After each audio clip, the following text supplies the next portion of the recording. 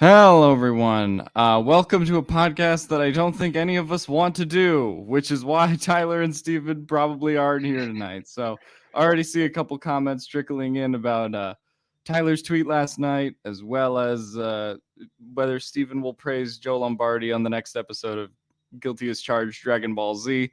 Sadly, neither of them are here tonight. They will be back on Wednesday when we do our Cardinals podcast.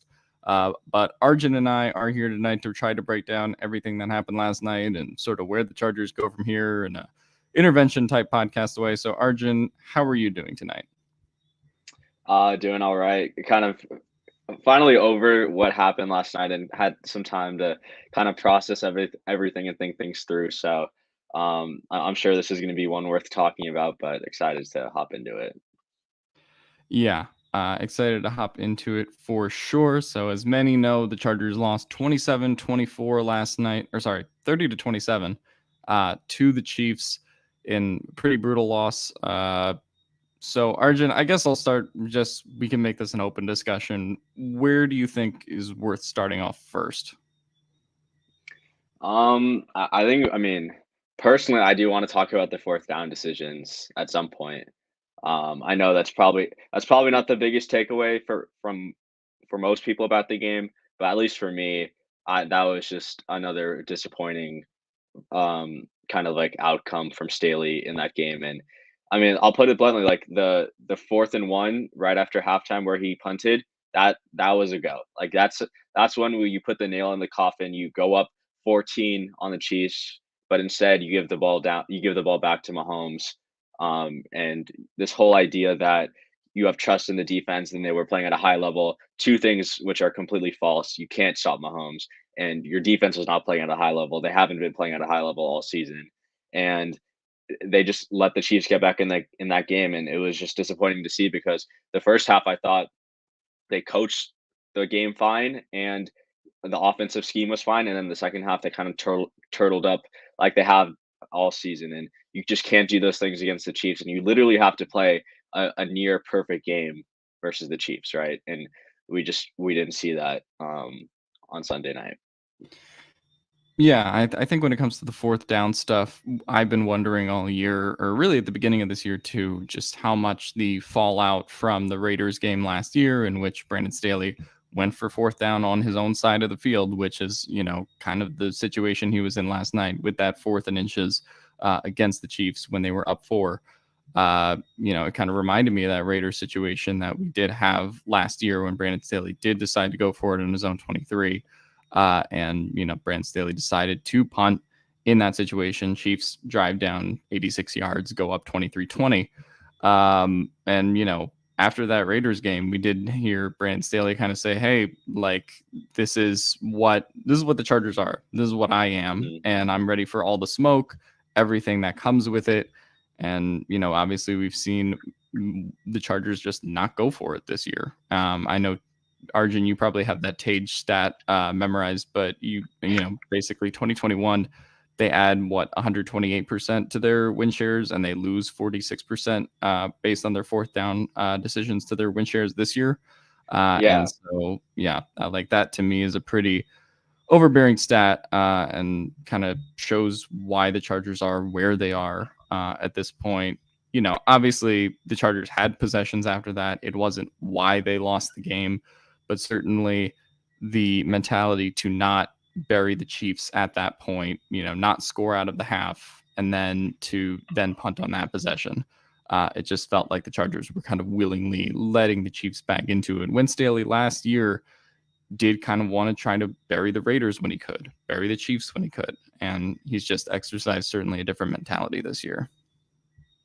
Yeah, it's tough, man. Like I just didn't understand the philosophy. And honestly, like I mean, people were talking about the 4th and 1 after the half.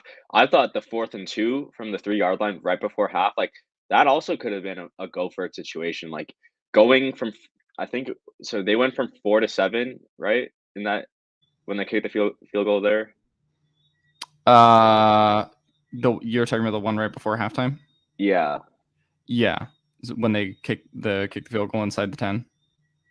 Let me just double check, but I believe yeah, so they went from 17-13 to 20-13. So they go from a one-score game to a one-score game. Doesn't really like impact the game that much. Instead, if you go get 7 there, right? You're up now you're up 11. Now you're up 2 scores. Now like the Chiefs have to scramble. And the problem that happened is because the Chiefs were only playing down 1 score, they were able to run the ball. Like they were pounding the ball because they didn't have to play with urgency. They knew they were only down 1 score and they just needed one touchdown to tie the game or take the lead. So Pacheco was grinding out these 6 or 7 yard carry runs. And that all comes because of these compounding decisions that you don't go for the touchdown at the end of the half and you kick and then you punt it away to Mahomes. Like punting it, I want to ask you, like punting it in that 4th and 1 after half versus Anthony Lynn punting it in overtime. Like it's pretty much the same decision, right? Yeah, no, it kind of is the same decision. Honestly, even the games that the Chargers have won this year, where they've like made a lot of conservative calls. Yeah. The Chargers had 3 4th-and-goals inside the 10-yard line of Cleveland, for example. And in all those situations, they decided to take 3 field goals inside the 10-yard line with Taylor Bertolet. Yeah. They end up winning that game, right? In the way that they did, but all of those decisions, the Atlanta game, there were some pretty conservative calls. So I guess you could say playing it safe has worked for the Chargers this year. But again, like this situation, playing the Chiefs is not playing the Jacoby Brissett Browns, right? It is not any of the games that the Chargers had previously played this year, other than the one that they played against the Chiefs. And if you go back to that Week 2 game, it was Dustin Hopkins at the time. They kick a field goal on 4th down inside the 10-yard line in that game in the first half. That kind of ends up coming back to bite them, and had a few conservative decisions even in that one. So yeah, I think Anthony Lynn punting in overtime. Can't believe I'm remembering that, but yeah, it reminded me of just how stark of a difference 2021 was in that regard, moving on from Lynn, and just how we're kind of back in the same spot now. I did want to ask, just from a decision standpoint, and people have sort of debated on Twitter, like what are the reasons that the Chargers have regressed in terms of the decision making? What do you think are the main like 2 or 3 reasons, if you had to say, that the Chargers have kind of changed course on that? Yeah, it's a good question. I have 4. Number 1 is their run game is significantly worse this year. They just can't run the ball. It seems like every 3rd and 1, 2nd and 1, they have to literally grind to get that yard. It's like it's never easy. Like I believe there was a 2nd and 2 where they got 1 yard and they have to sneak it with Herbert, and the Herbert sneak needed like 2. Like Herbert needed that second effort, right? And like that's just like pathetic. Like if you can't win in Herbert or Staley said he wanted to be a line of scrimmage team, and that is the complete opposite of what they are this year, right? And that is a huge problem. So number 1 is the run game. Second, I think Staley has this belief that his defense is this really good defense. They have $100 million in cap hits invested into the defense this year. So naturally, because of all the resources and all the familiarity with this game, they're going to be this great defense, right? That's completely false. This is not a good defense. This is a bottom 8 defense per EPA per play, one of the worst run defenses in the NFL, almost as worse as last year, right? And then 3 is a positive thing, but it's kind of negative. Their special teams is really good. Like I was doing some special teams expected points added or EPA calculations. They actually ranked 3rd this year when considering kickoff attempts, punt returns, punt attempts, kickoff or kicks. Like they are a really good special teams unit, and I think Staley's belief in that is kind of move them towards not going for it on 4th down because you can trust your punter to quote Staley, flip the field, which is again just a nightmare of a quote in that scenario. But that's the 3rd reason. And then the 4th one, which I don't really like put like a ton of stock into, outside influences like Twitter, the media just in general, potentially the front office. Like I'm not speculating anything there just because we can't really say anything. But the first 3 points I brought up are all kind of objective and kind of have like stats to back it up.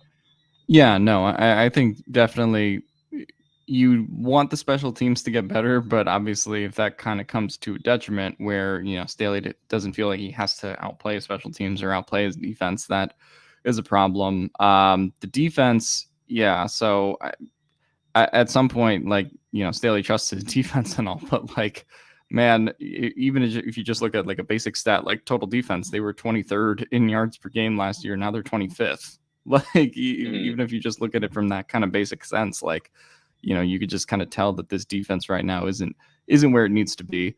And obviously adding to that, I mean, the big difference is that you don't have Joey Bosa, right? Like, Yeah. which is just such a huge difference on the edge from a pass rush standpoint, even though they kind of did okay from a pass rush standpoint last night. And obviously in the ground game, it's just so different too, in terms of the kind of presence that he is there. Do we have final pressure numbers from last night? I don't know if you could pull those up.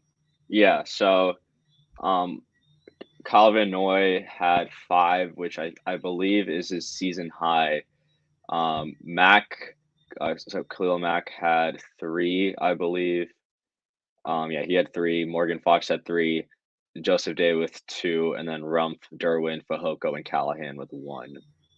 Yeah, I did think in general it was a better pressure game than I thought the Chargers would have, especially considering the last few weeks, because they had like 30 pressures the last 3 weeks entering this game. So I did think that was kind of a bright spot overall in terms of how they were able to manufacture pressure.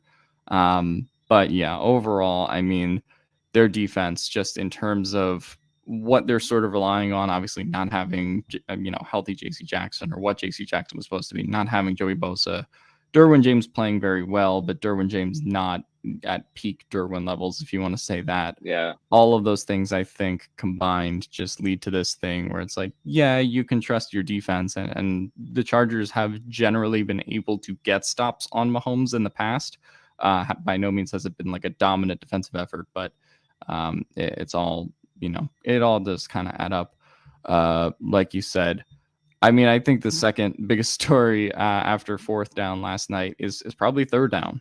And in terms of how bad the third down defense is, because that is going to be a story that, regardless of what Brandon Staley does on fourth down and his decision making there, it is going to just continue to reverberate. The third down defense is probably as bad as it's ever been. They are, I think Popper posted the stat that now they're on 3rd and 11 and plus. Like, they're by far the worst team in the league in terms of getting off the field. What is wrong with the third down defense, and is there any chance we can make it better before the season ends? I mean, it could definitely be better, but I just think like there's just like no, like the communication is just lacking between the guys in the secondary. Like third and 11, 3rd and 8. It's like the Chargers are getting beat by these like curl routes, these dagger concepts, which I feel like they should have been able to see very often on film and stuff, but they haven't been able to do that. I think the biggest issue for me is like they just like don't generate pressure on third down. Like, I don't know, like this is a situation where your pass rusher should be teeing off, should be having the quickest get off the ball of any down in out of the 4 downs, and they just don't. Like, I feel like Mahomes are just sitting in the pocket on third down with ample time to find an open receiver. So yesterday on third down, the Chiefs passing game, when they passed the ball, averaged 1.19 EPA per play, which, if you don't know, is like absolutely insane. They basically added 11 points or 12 points damn near on third down alone in terms of expected points, but like you can like push that forward to like actual points. And that just can't happen. Like, if you expect to beat the Chiefs, you need to get off the field on third down. If you get them in 3rd and long, you better get off the field. How did like It just blew my mind that in one drive, 1st and 21 turned into a first down, and then like 3rd and 8 turned into a first down. They just like couldn't get off the field. And again, it's all like these compounding mistakes eventually add up, and someone like Mahomes and Andy Reid are going to make you pay for that. So I'm curious, like, is that kind of like the takeaway you had as well? Yeah, and I mean, obviously, the big difference in terms of previous third down games, because I mean, you could say the third down defense was been relatively bad the last like 2 years in general, but this is probably the first game that I can remember where the Chiefs have put up 163 rushing yards on the Chargers. Yeah.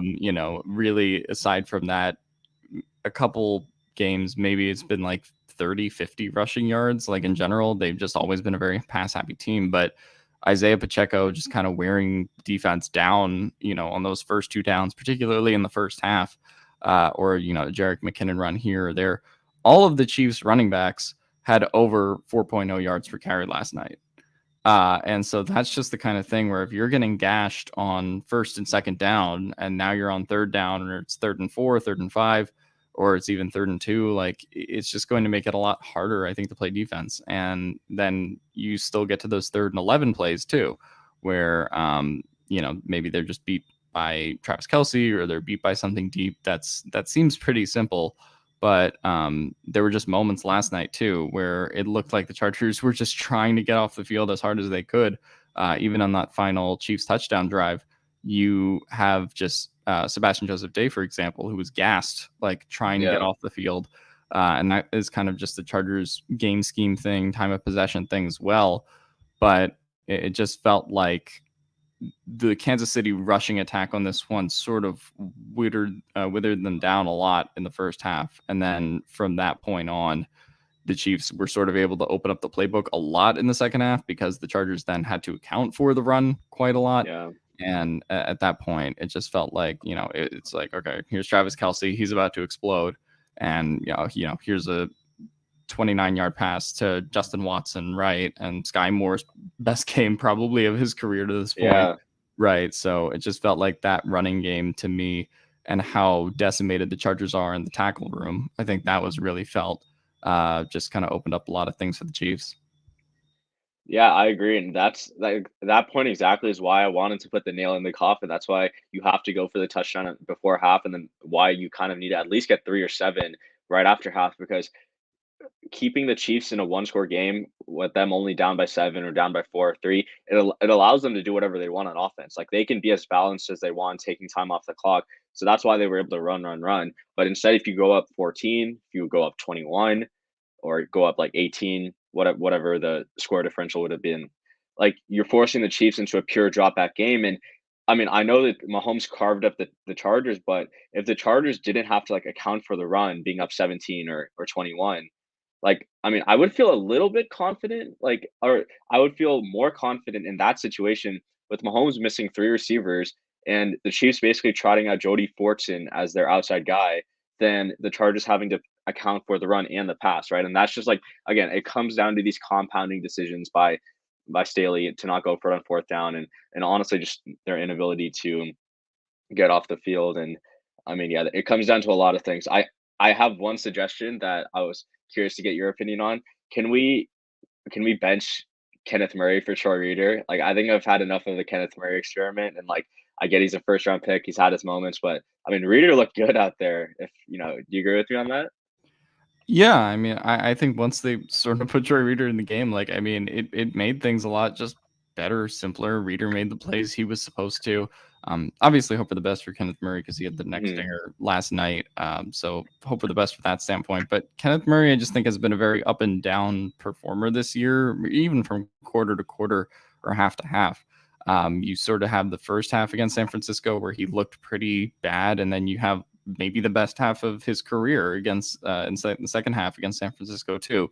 But yeah, I just think there's been too many bad decisions in terms of tackling from him, and just what he's supposed to be doing on the field as well.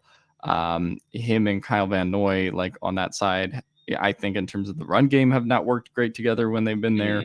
So yeah, I mean, I'd love to see more Reader, and I think Brandon Staley is kind of getting to that point too.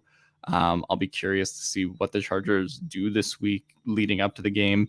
If how much Kenneth Murray can practice, how much Troy Reader can practice, and if Kenneth Murray can play, how much they want to sort of divvy up the snaps from there.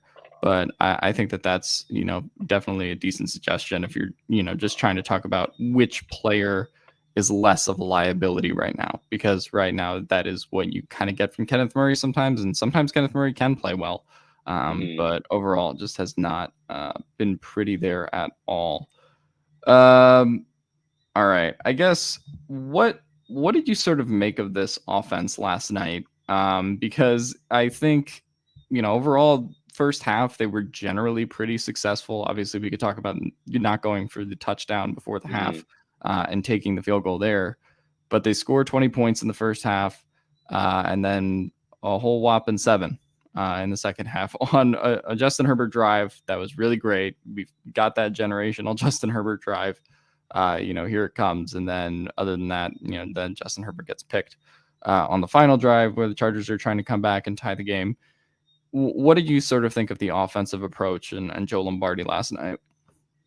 Yeah, I mean, I thought the offense in general was great. I thought Justin Herbert had one of his best games of the year. If you look at like a per play basis, the Chargers offense was better than the Chiefs offense. The Chargers offense had a 54% success rate, while the Chiefs success rate was only 52%. Now, the Chiefs were more efficient because they converted a higher majority of these high leverage situation plays like in the red zone and on third down. But I mean, the Chargers like moved the ball fine, and like in the first half, I thought it was Lombardi's like best like half of football if you compound it towards a full game. He was mixing in play action early on first down. The first drive was three passes, three successful plays, and a touchdown. Like it was one of the best scripted drives I've seen from this offense. And then the second half comes and they kind of stop using play action and they go back to this wide receiver screen game to DeAndre Carter.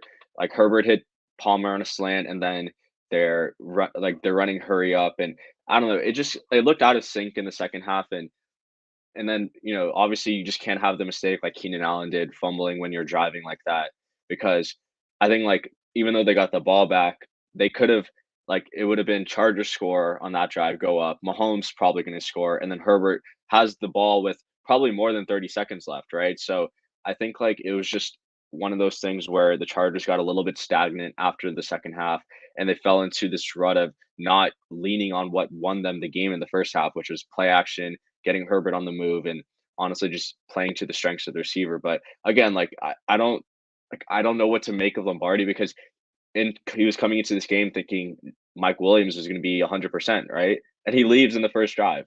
So you're already tossing what, like a quarter of your playbook out the window. So just, I think it just all comes down to adjustments. And I think the Chargers just didn't, adjust enough, and they didn't play to the strengths of what worked well in the first half. Yeah, I mean, I'd be curious to see what maybe the playbook would have been, for example, like if Keenan Allen went out of the game versus if Mike Williams did, because it felt like they did probably have a lot around Mike Williams in this game, and they didn't know exactly what Keenan Allen was going to be willing, capable of giving them, considering the nature of, the hamstring injury. And, even coming into this game, the discussion was, he was going to be on a pitch count, all of that stuff. So, I do think that the Mike Williams absence in this game was felt. It wasn't as bad because you end up having the best game of Josh Palmer's career, which, certainly did help in that respect. But, if you did have Mike Williams, Josh Palmer, and Keenan Allen this game all together, I might go as far as to say that the Chargers might have come close to, winning that one. And like you said, just having all of the offensive weapons out there in general, that obviously could kind of like maybe have changed who had the ball last, like you kind of said, in terms of the time management, game management.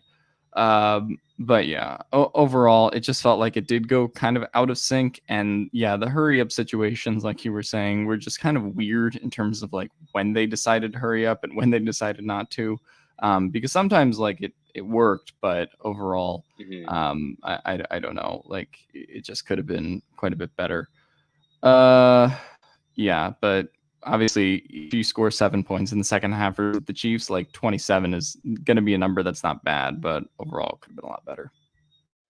Yeah, no, I agree. And I mean, I was looking at this early today, and honestly, kind of just sums up why the Chargers are what they are. So, the top 10 players in terms of APY for the Chargers this year: Joey Bosa, Khalil Mack, Keenan Allen, Mike Williams, Derwin James, J.C. Jackson, Corey Linsley, Michael Davis, Sebastian Joseph Day, and Austin Johnson.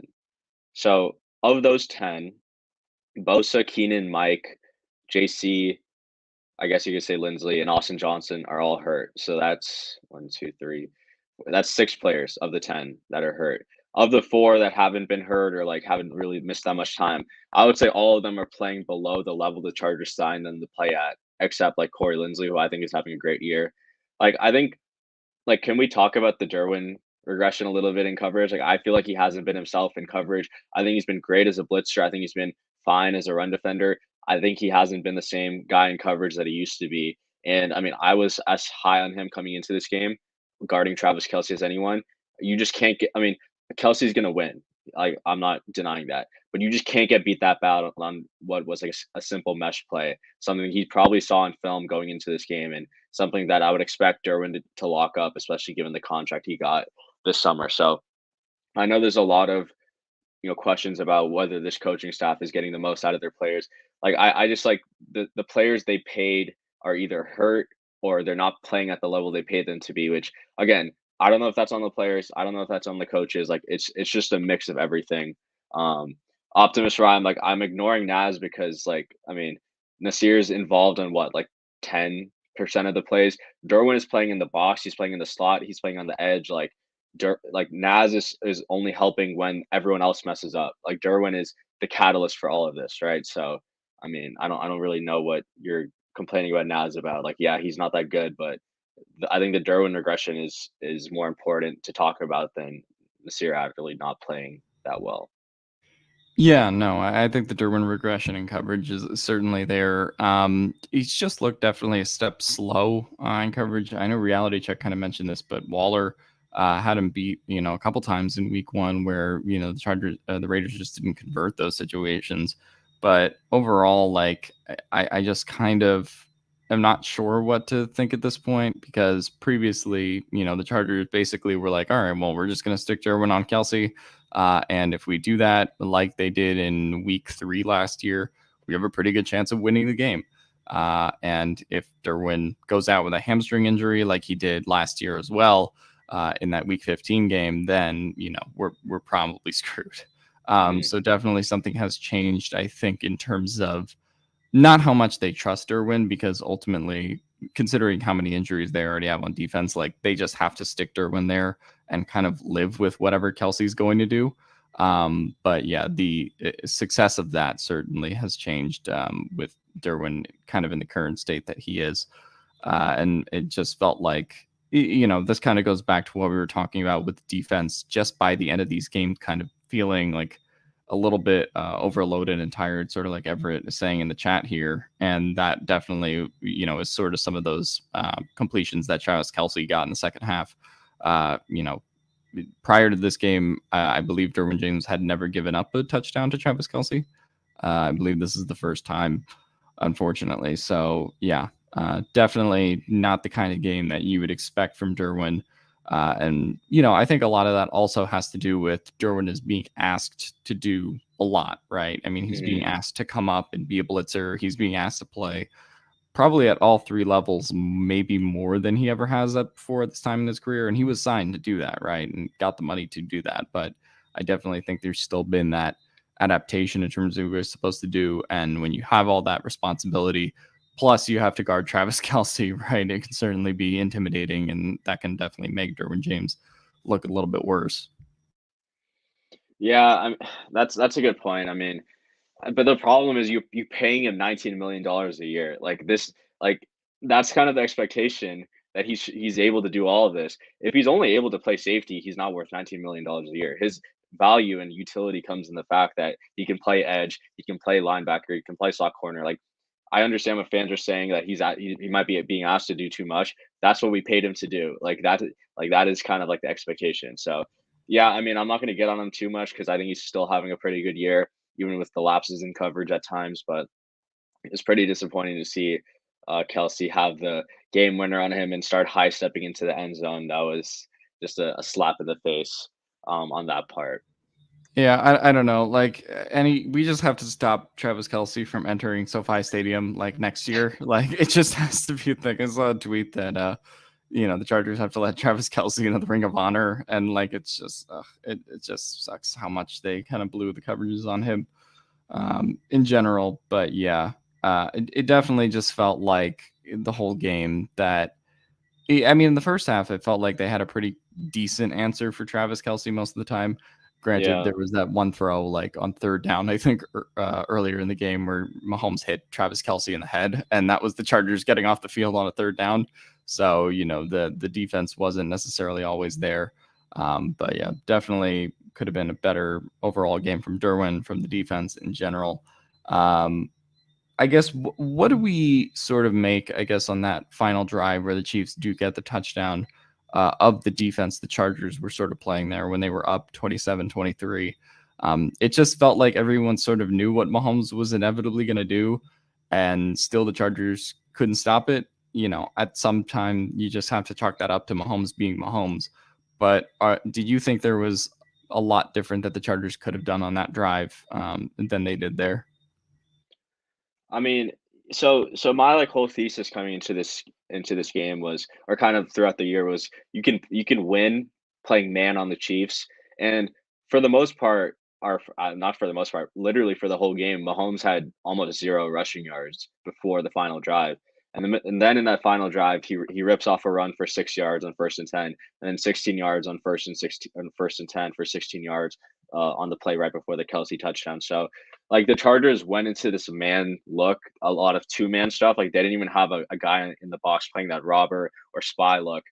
And they just, I don't know, like the corners just didn't play well this game. MVS had that curl route, his only catch of the game. Staley was asking for a push off, but again, you're not really going to get that, especially against the Chiefs. Um, and I think when you go in those man situations, Mahomes has shown that he's going to beat you with his legs, not only this year, but just in the past. So I don't know. I probably would have tried to dial it up a little bit. Like I know blitzing Mahomes is not the smartest idea, but this pass rush, like for the most part, had not been doing a very good job.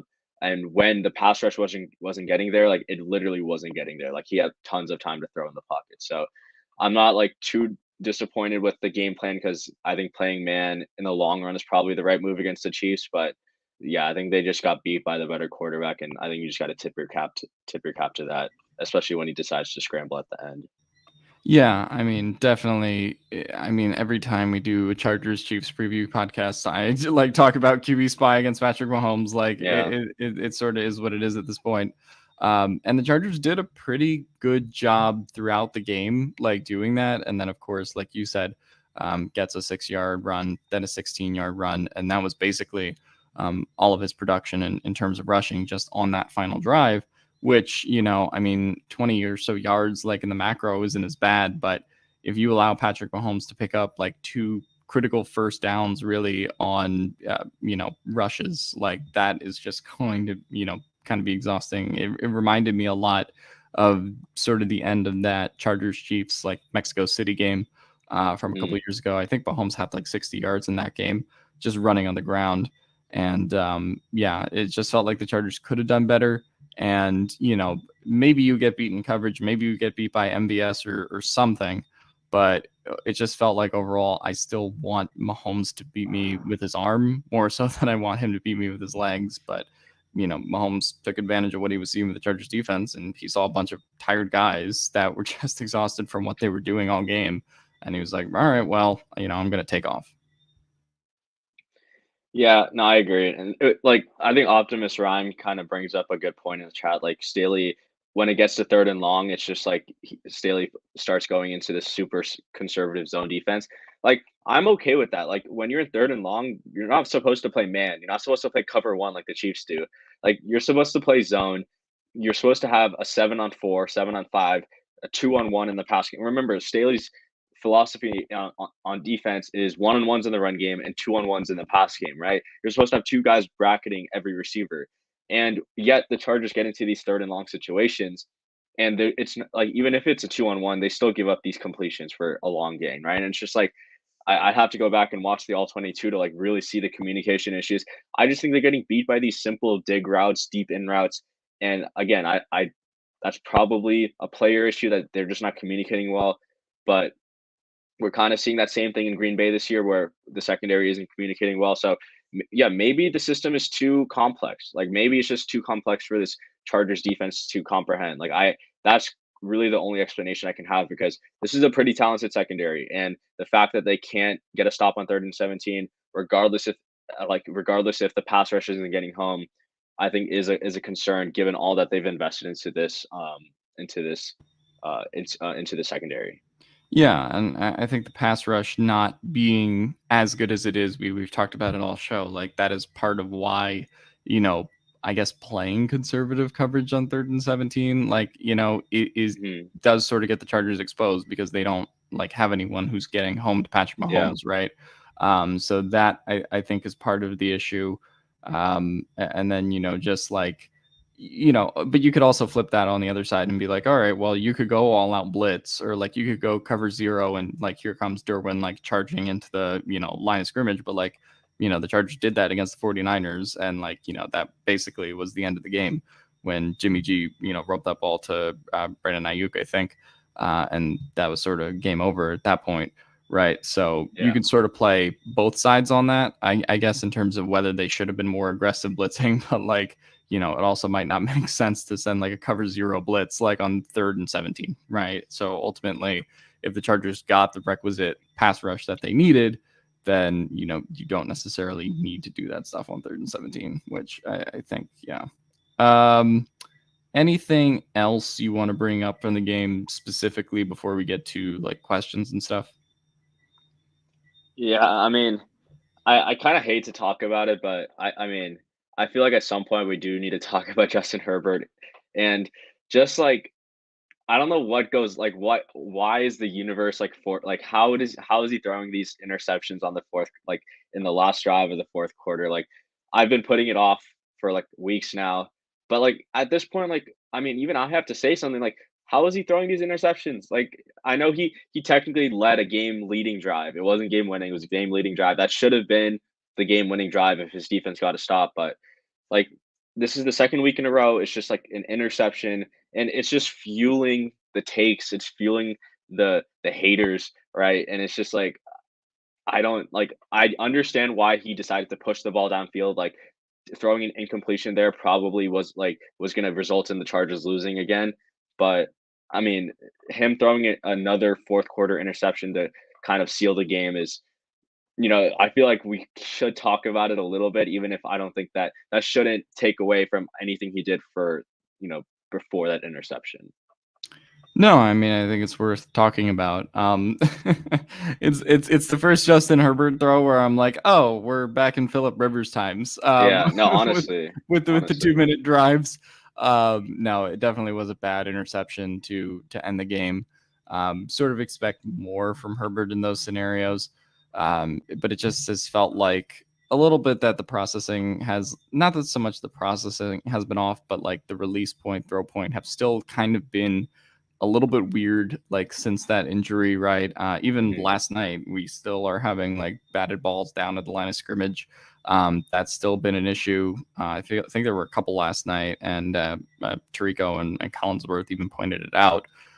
So, like at that point, it just felt like he hasn't been able to kind of get what he wants on his throws sometimes. But then that's also confusing because, he just throws like, one of the best throws of his career to Keenan Allen on the drive prior, where the Chargers, take the 27-23 lead. Mhm.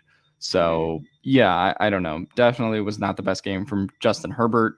But, those late turnovers are certainly going to fuel the narrative and whatever happens on Emmanuel Acho's Twitter. But aside from that, it just felt like overall a really good Herbert game. Probably, like you said, his best game this season. That just kind of gets sullied by like that late game interception. Yeah, exactly. All right, so we're about 40 minutes in. I don't know if people want to. We can have a little bit of a therapy session here now if we want to. People want to shoot questions into the chat. Just yeah, so start shooting in your questions, and we will get to them as they come. Probably have about 10 or 15 minutes more here.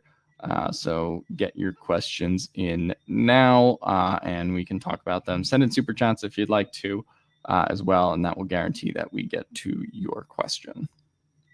Uh, Wanted to see if there was just any stuff that people were bringing up specifically. I don't know if people brought up any questions earlier. Um, all right, I guess it's time to talk about it since Tyler sort of talked about it on Twitter with Brandon Staley's job status. Do you think Sean Payton is worth the draft picks to be coach? I mean, like, I don't really feel like that comfortable talking about the Staley, like Sean Payton. So, like, I just like don't know what the discussion is. Like, I mean, in season firing is just I mean, the return on investment is not really that big. I think at this point, you just, let Staley finish out this year and reevaluate from there. I think that's all I'm gonna say.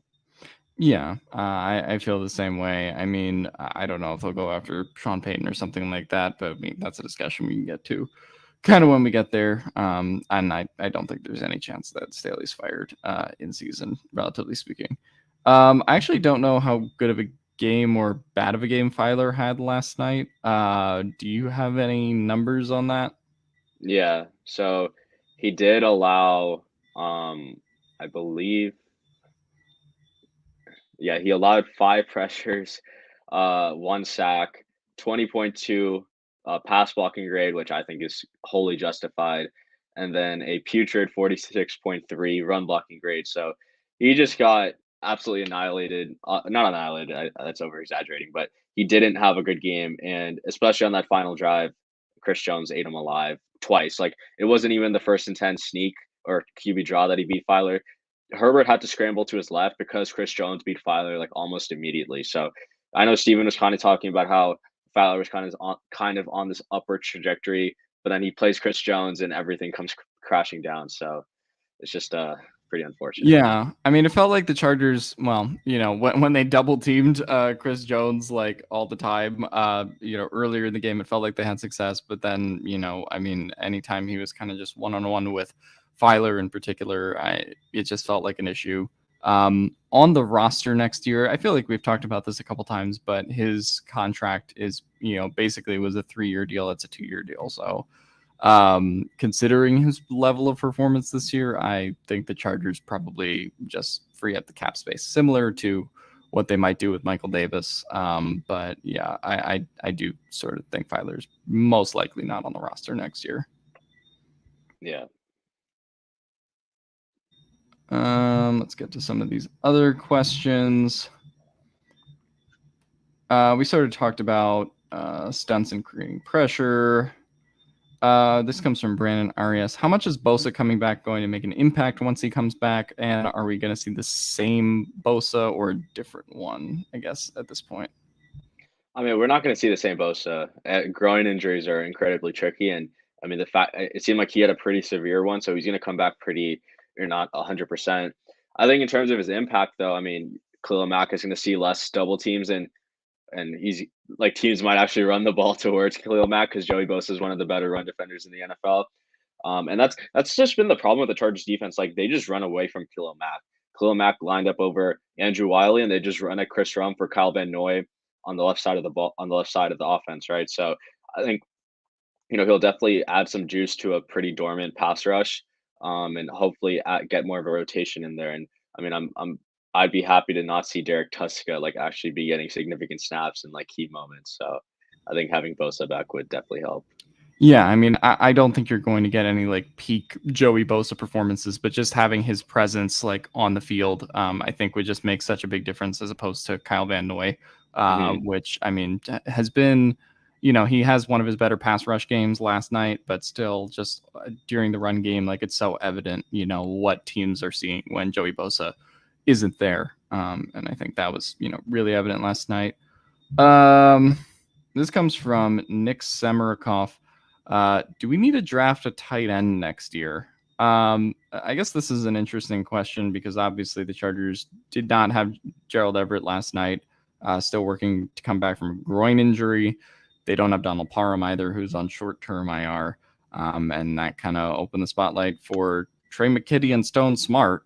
Stone Smart getting his first NFL catch last night, and Trey McKitty, sort of just being Trey McKitty last night.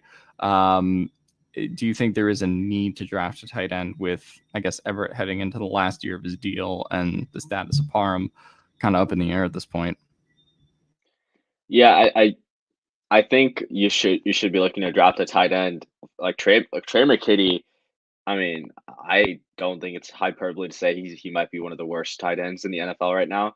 I know PFF has him last, and that's what was showed on the Sunday night football graphic.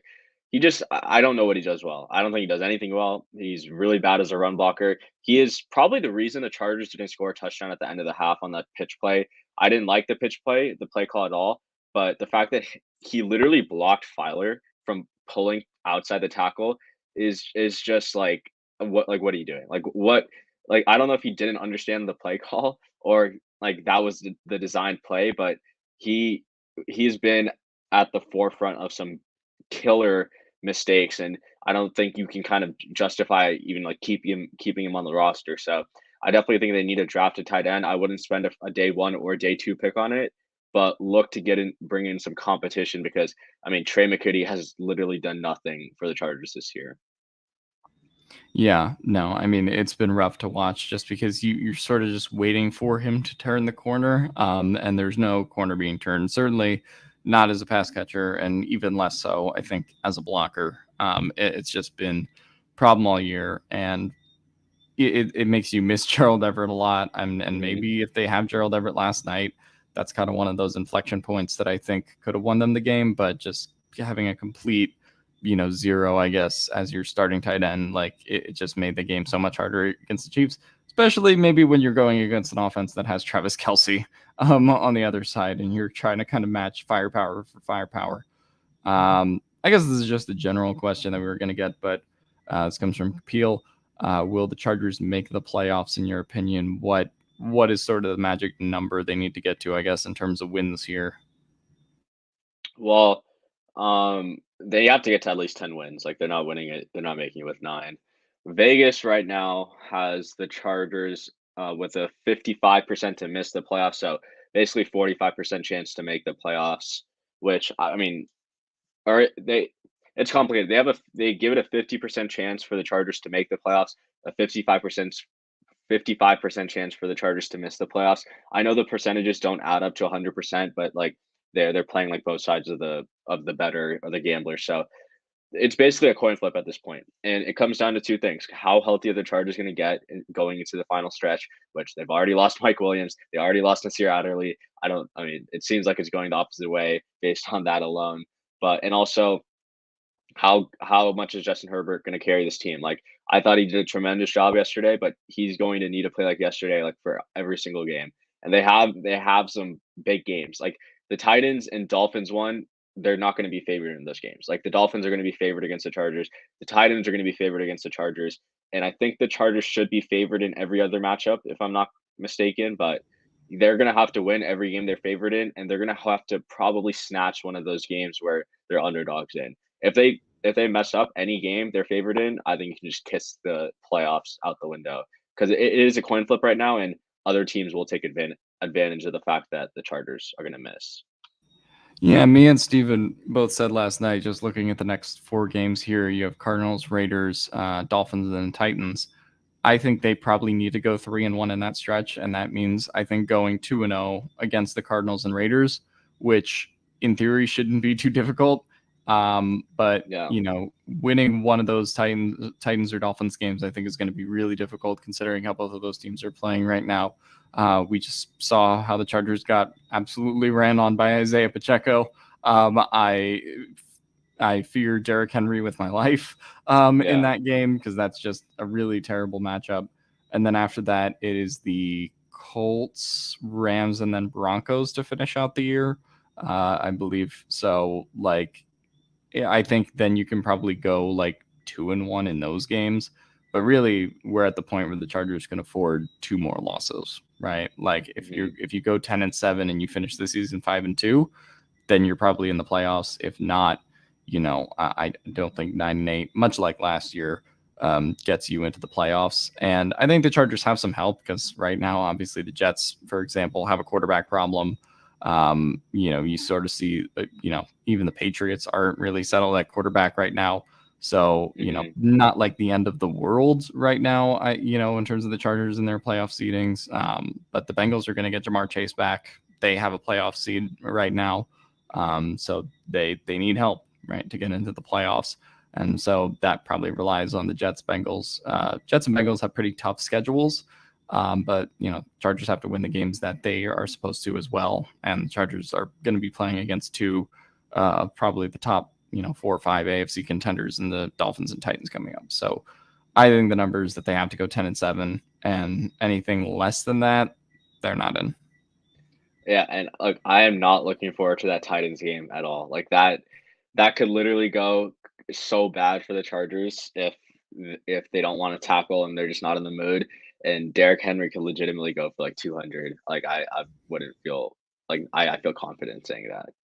Oh, yeah. No, I mean, I remember just like the last couple weeks of last season when like people would check out like the playoff picture when the Chargers were in it and when the Chargers like weren't in it by the end of the year. But like there were a couple weeks where it's like, do we really want to make the playoffs if our wild card game, is in Tennessee and it's like, here comes Derrick Henry. Like, I don't know. That was just a really tough situation. And obviously Derrick Henry is healthy this year as opposed to what he was at the end of last year. So that is not going to be a fun game. And I think you probably just have to hope that like Ryan Tannehill is really bad or like, Malik Willis has to come into the game at some point.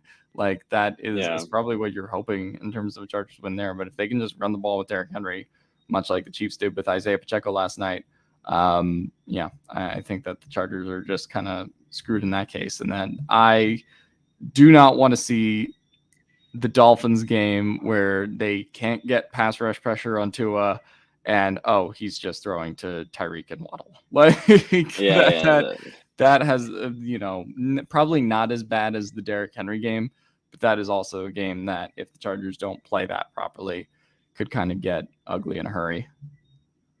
Yeah, that 2-game stretch could literally like make the Chargers defense look like complete trash. And like it could be really, really ugly if they don't take it serious. Yeah, absolutely. Yeah, I mean, this is kind of more Staley job talk, but does he keep his job if we don't make the playoffs? I mean, I think you're just starting to see like in general, sort of what I was talking about earlier in the year. I did not think Staley was safe if they didn't make the playoffs this year. I know at points that's kind of gone back and forth with like what Steven and Tyler have thought.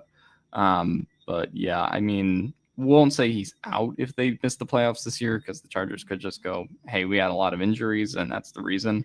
But yeah, I don't think he keeps his job if they miss the playoffs this year, especially with some of the high profile people that have been rumored that potentially want that job. Yeah.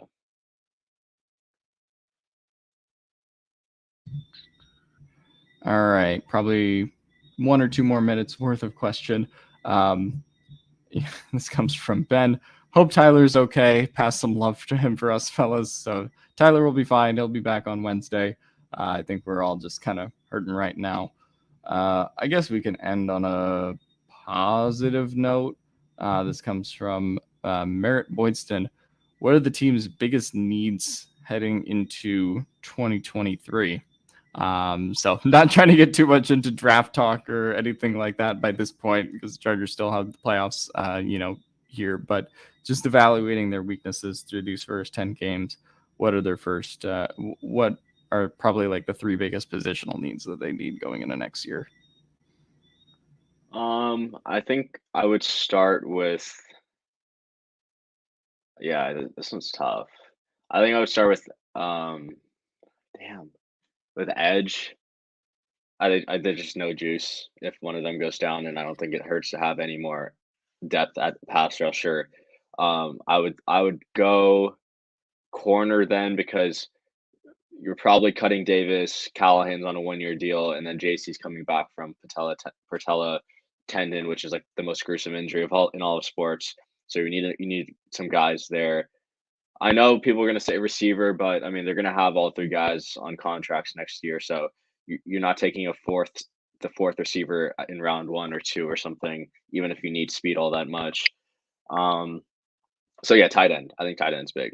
You need to get a game-changing tight end or just some depth just to keep Trey McKitty off the field.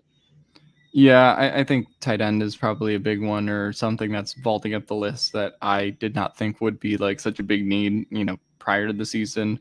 I think if you're talking about, an edge 3, like we sort of thought Kyle Van Noy coming into the season would like be able to hold down like that unit, but he hasn't been, able to, obviously you're not going to provide the same juice that Joey Bosa brings on a week in, week out basis, but just has not been good enough or consistent enough from the pass rush standpoint, from a run game standpoint, where like defenses or offenses just know they can run at him. Like they just need more there. So that probably is like a draft problem if you like want to draft one in the first 3 rounds or something like that, as opposed to like kind of waiting for day 3 with like a Chris Rumpf type pick. So yeah, I think that could be it. And then quarterback, I think Staley even this offseason loaded up on cornerback and went and got Bryce Callahan and got JC Jackson, right? But yeah, I think that's another position that they have to go with in the offseason. Some people are pointing out linebacker. I mean, yeah, depending on what they want to do with Kenneth Murray and his 5th-year option, which will come up at some point. That's going to be a big position too. But all right, I think that's going to do it for us tonight. Arjun, any final thoughts as now we try to turn the page on this game and head into Cardinals week? Yeah, I mean, just stay strong. Do not fall into 2-on or burrow-on. We will stay in in these times. And like all things, the good quarterbacks will prevail, and the bad ones, or they're not bad, but the ones who aren't as good will eventually get shown the light. So I still fully believe in Herbert, and I still think there's a more than a slightly more than a coin flip chance for the Chargers to make the playoffs. But again, they do need to make some changes, and I'm hoping we see a change in mentality going forward. Yeah, hoping for a change in mentality going forward. And we'll be live on Wednesday to talk about Chargers Cardinals in a maybe the biggest coaching matchup of the season in Cliff Kingsbury versus current Brandon Staley. So I'm sure that'll go well. We are going to try to stay out of doomer territory. Justin Herbert is our quarterback. Don't fall into the 2-on propaganda. But yeah, overall, not a great game for the Chargers, but have some chances to bounce back here with the Cardinals, and then Josh McDaniels Raiders the next week. So not all optimism is dead. So see you guys next time.